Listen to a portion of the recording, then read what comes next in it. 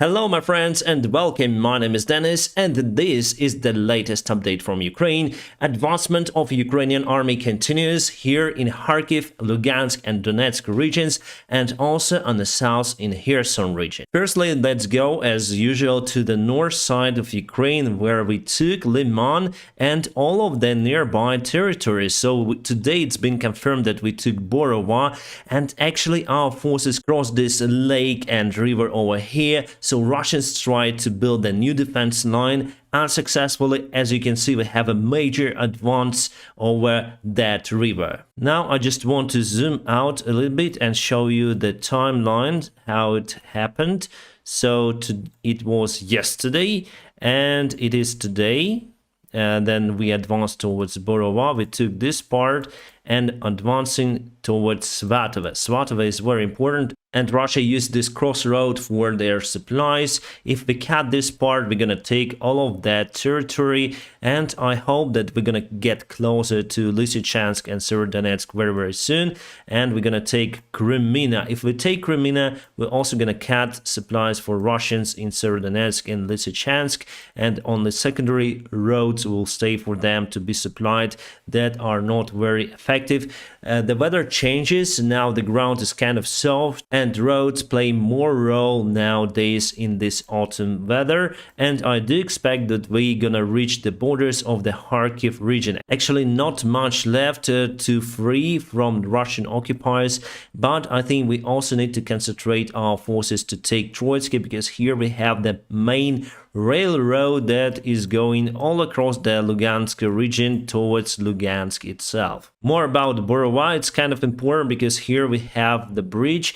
From the information I have, this bridge is still serviceable and we can move our forces across the Oskil water reservoir to reach this part of the front lines. Now Russia has a big hole in the front lines. They were not able to build defense lines near to Svatove because it was far behind the front lines before. Then the front line was over here somewhere, and now they're doing their best to send reinforcements to that area, but so far unsuccessfully. As for Ukraine, we need to use this current situation. Then Russia is not able to mobilize all of their reserves and all of them mobilized soldiers. Recently, those Alka soldiers, they are not yet on the front lines on a full scale. So we'll have around 1 up to 2 months of active actions to take our ground on the front lines, and I do expect many more counterattacks across the front lines,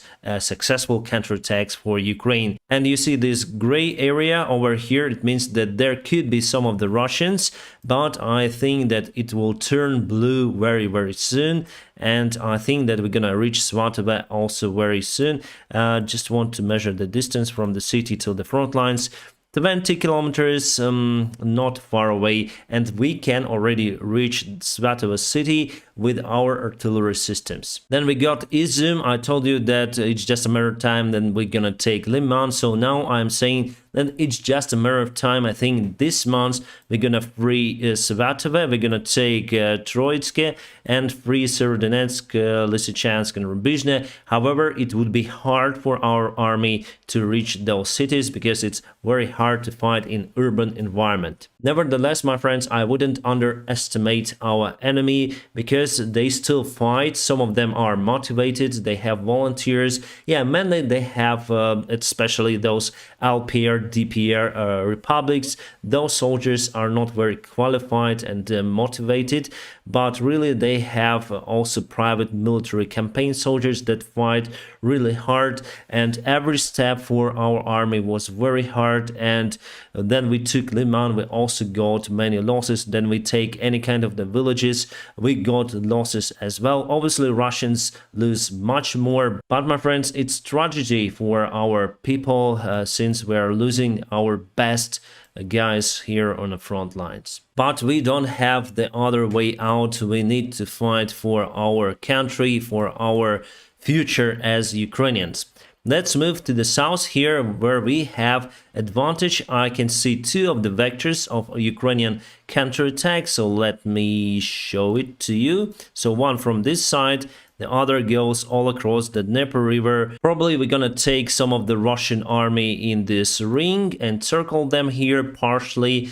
But what can I see? That they are running away from this territory. Probably they got the order to leave it for good, because our advancement is very strong here. Yesterday we got the information from Russian publics that our forces are in Dubchane. According to the recent map, I would say that we are very close to that village. And speaking about this particular map, we have some sort of delay, like 1 day or 2 days.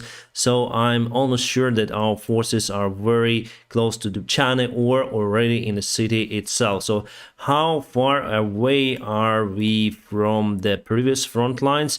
25 kilometers. It's quite a lot, my friends, as for 1 day advancement. Also, we took this village on the north, Arkhangelsk, and by the way, I need to show you the timeline of the events. So it was yesterday. No, it was yesterday, like that. And it is today. Very huge. At first I thought that it's impossible to encircle Russians over here, since we are advancing mainly across the Dnieper River, but also we have this advancement from this side. However, we're not taking that ground as fast as here, but we may encircle the Russian group which is based over here, and we're gonna reach Nova Kakhovka, cutting Russians into 2 parts. Basically, there's gonna be 3 parts. One is here, then we cut it to Nova Kakhovka. I hope it's gonna be like that. The other one is natural obstacle in Gulets River. So we'll have like 3 parts of the Russian groups in this part of the Kherson region. Just to remind you, all of those bridges were cut, but still Russia may send some of their reinforcements and supply to that area, because they have some of the ferries that may transport goods across the Dnieper River. But for 25,000 soldiers that they accumulated in this part, it's simply not enough. They need bridges, or at least pontoon bridges, but we use HIMARS rocket artillery systems to destroy any kind of the supply lines.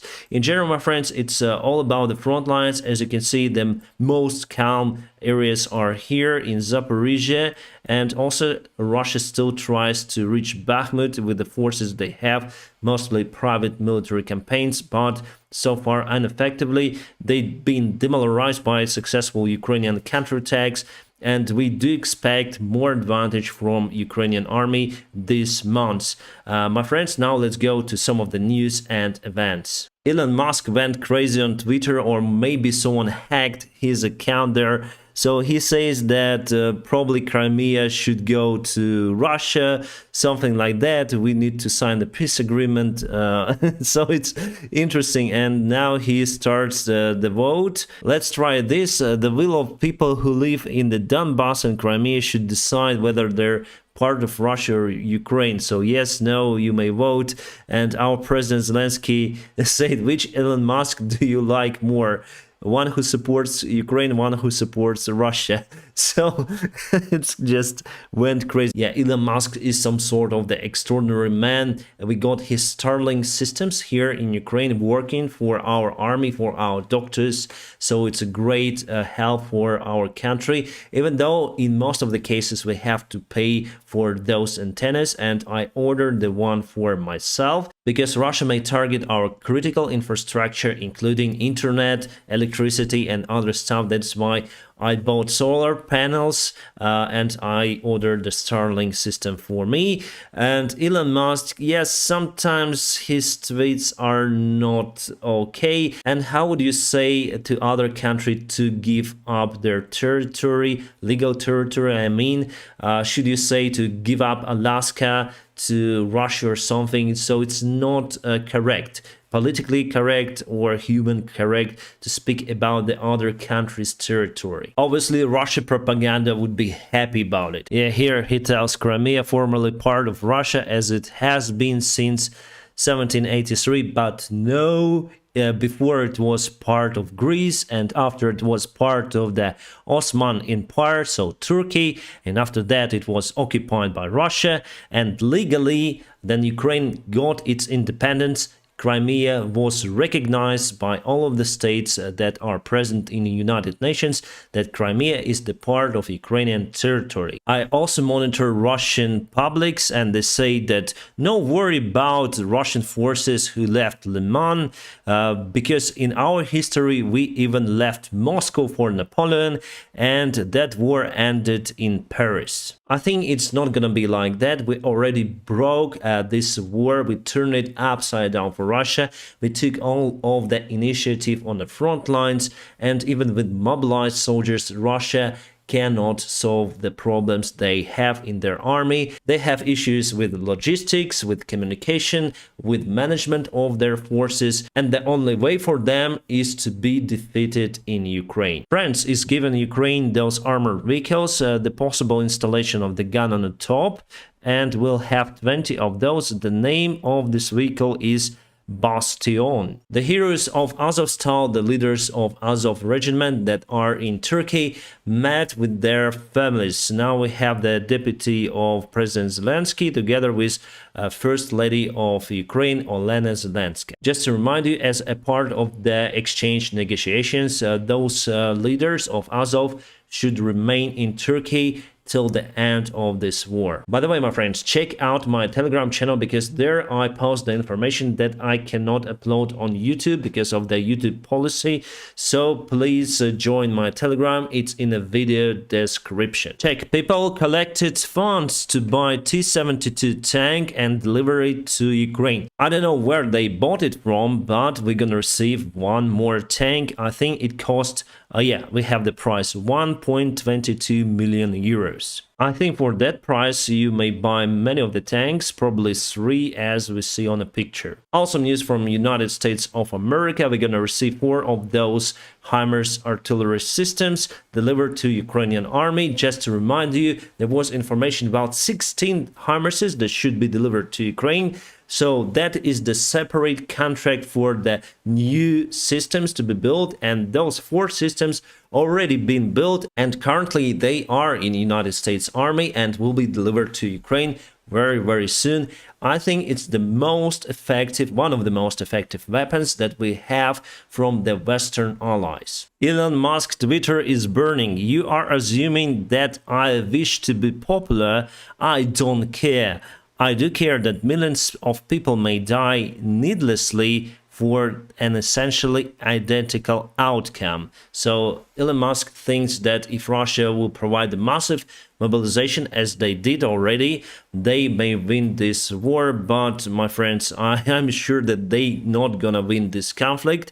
And if we gonna go on peace agreements with Russia right now, what they do, they will keep the territories that they already have, and further in future, like in 2 or 3 years, they're gonna start massive attack on Ukraine and probably on other neighboring countries, taking more ground and killing more people. So for us, it's very important to put the end to this war right here, right now. That is why we need military equipment from our Western allies.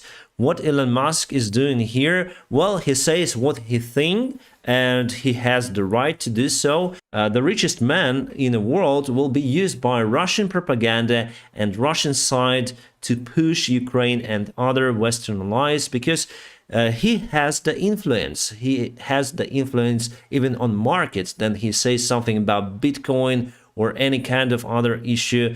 He has the right, but he also bears a responsibility for the other people. Well, it's up to him, I think. We need to do what is good for our country, and I'm sure that President Zelensky does his best during these hard times for our country. It's getting crazier and crazier. Elon Musk say that the bot attack on Nepal is kind of strong, so what is not supportive on his opinion, it means that it's the bot attack. So Elon Musk is a human as me and you, so he got his own pluses and minuses. Clearly, as for me, I see more minuses in his recent posts today. Those are just crazy. But as a human, he has the right to speak about everything, but it's kind of crazy.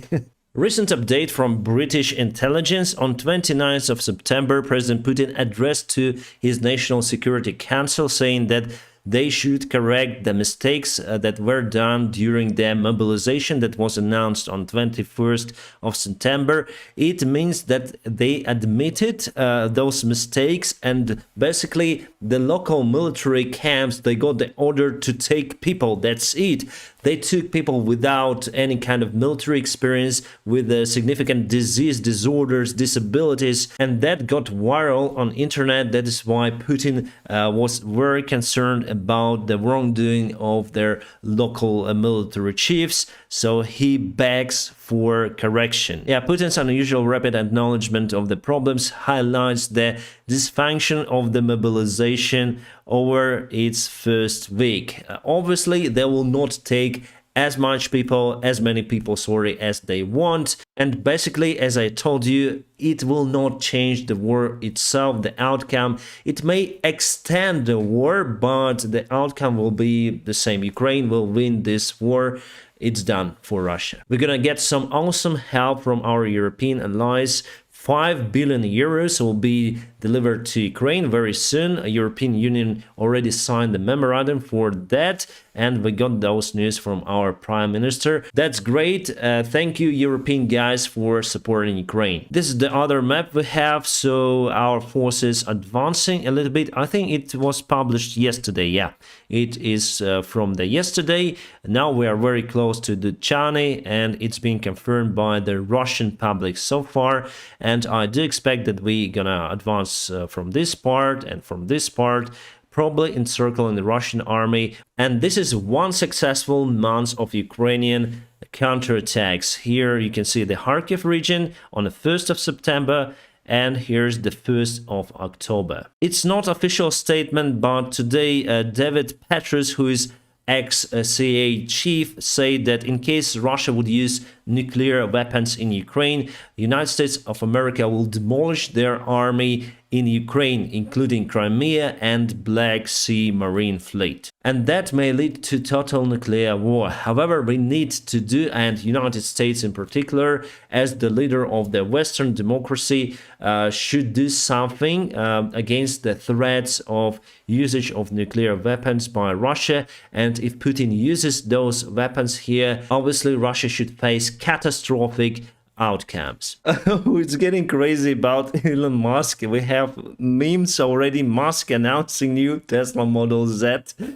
Oh, it's getting crazy. I'm gonna keep you updated on situation here in Ukraine. Now press the like to this video to propel it around YouTube to wider audience. And by the way, you are the best audience here on YouTube. That is why I call you my friends.